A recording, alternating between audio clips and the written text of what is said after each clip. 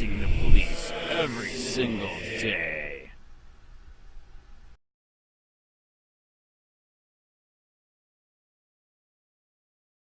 Charlotte County Sheriff Bill Prummell turning jail into a gulag. How about stop police a for-profit and filing jails with victims' crimes? CCI on track for fewer inmate deaths this year. State implements new contraband detection measures. By Ann Easker. Staff writer. After one of its deadliest years in recent history, the Charlotte Correctional Institution is on track for a decrease in inmate deaths this year. In particular, deaths related to K2, also known as spice or synthetic marijuana, seem to be dropping off. Last year, 4 inmates died from spice overdoses, outnumbering deaths from natural causes. In 2018, there's been 1 K2 death so far. Tavares Bentley, a 28-year-old inmate from Orange County serving a 10-year prison sentence for accessory after the fact of murder, died from a synthetic cannabinoid overdose on February 21. Bentley's autopsy, performed by the Lee County Medical Examiner, reported his cause of death as hypoxia ischemic encephalopathy, or brain damage due to lack of oxygen, caused by synthetic cannabinoid 5-FADB, found in his toxicology report. 5-FADB, a synthetic cannabinoid, has been identified in products sold as herbal incense, the autopsy states.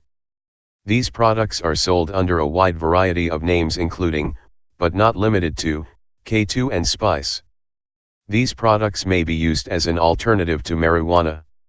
The Centers for Disease Control states that synthetic cannabinoids are dangerous because they are sprayed with unknown chemicals, which often affect the brain much more powerfully than marijuana, creating unpredictable and, in some cases, life-threatening effects including nausea, anxiety, paranoia, brain swelling, seizures. Bentley. Hallucinations, aggression, heart palpitations, and chest pains. Apart from tobacco, K2 is the most widely used drug in Florida prisons.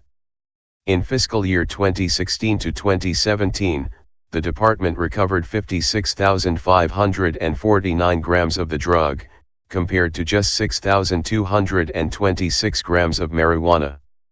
Last year at Charlotte CI, inmates Cesar Ruano, Antonio Kirkland, Jamie Godsey, and Jeffrey Miller all died from the effects of K2. They were the only individuals in the county to die from the drug. Press Secretary Patrick Manderfield said the Department of Corrections is using every tool available to prevent contraband from entering the institution and educating on its dangers. Most recently, a new policy states inmates will be placed in facilities at least one region away from their county of commitment or home location to reduce familiarity with staff and contraband issues. We have numerous documented incidents involving contraband introduction and other crimes that are direct results of inmates' association with local citizens, gang members, friends, and in some cases, staff, Manderfield said in an email. Many of which they spent their entire lives around in the local community.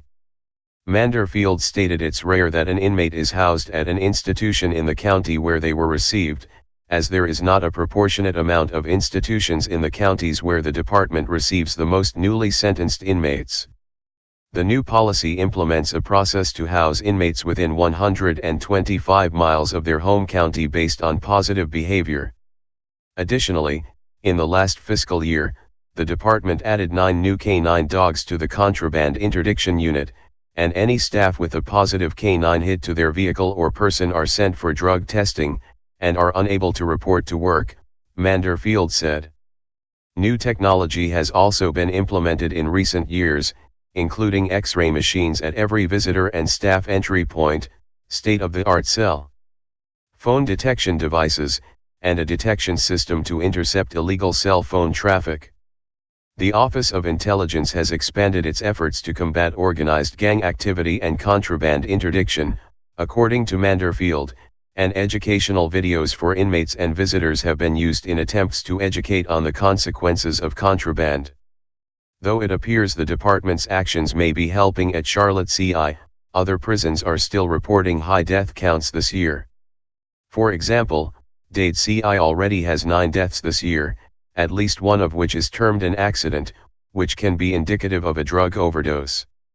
Santa Rosa CI has 8 deaths, with another 3 at Santa Rosa Annex, while Columbia CI and Everglades CI both have 7 deaths each. Understaffed prisons may also come into play in the pervasiveness of contraband, including spice.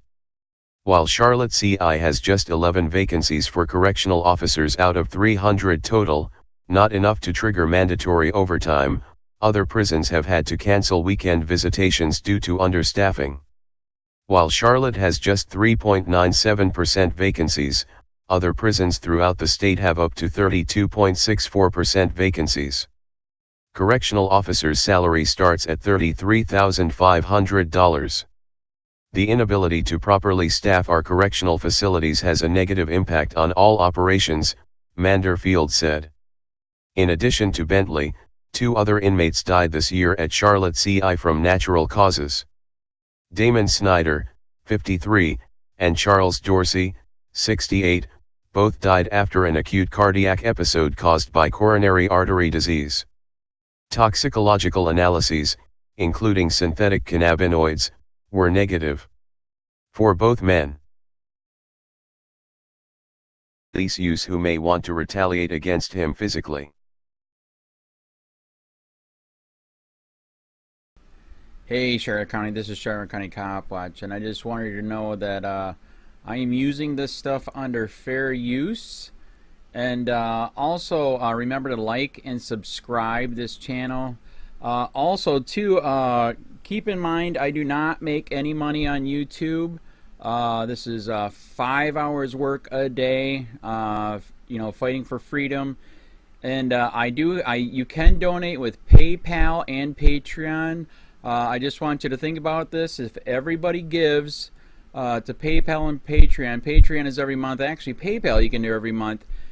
I have 12,000 subscribers. If everybody gives, I can quit my regular job and go full-time investigations on Charlotte County and possibly even more and beyond. So just keep that in mind. If everybody helps out, I can go full-time doing this. Thanks.